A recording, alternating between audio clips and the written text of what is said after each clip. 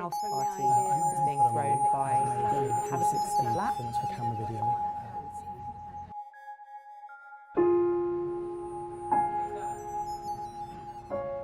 The reason that we chose to get involved really quickly was the fact that we love the vision, we love the idea, we love the concept behind it. The story of Datacosm corresponds with ideas around data, from the seeding of data, the harvest of it, the consumption, the corruption and identity theft are explored in the story. I've always enjoyed the relationship between puppets and puppeteers, so I thought this was absolutely the perfect metaphor.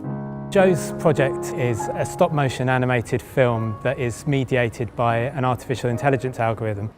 My interest was sparked by the possibility of tying AI to art. Art and technology have always developed hand in hand, really.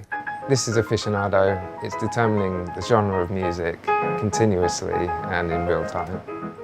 So it's using deep learning techniques trained on hundreds of hours of music. I feel a bit like a pianist for a silent film back in the kind of Victorian times. The only difference here is that I have a degree of actual control over the film that I'll be playing for. We're using the output from the Aficionado to determine which ending the audience is going to get.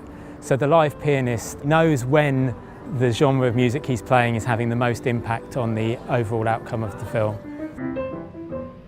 You never actually see the same film twice.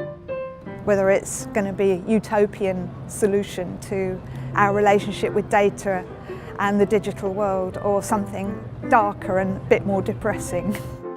Cambridge Consultants' prowess as a professional engineering firm, I think, really kind of came through to kind of hone it into something that was a feasible piece of sort of software development as well as being a compelling piece of art.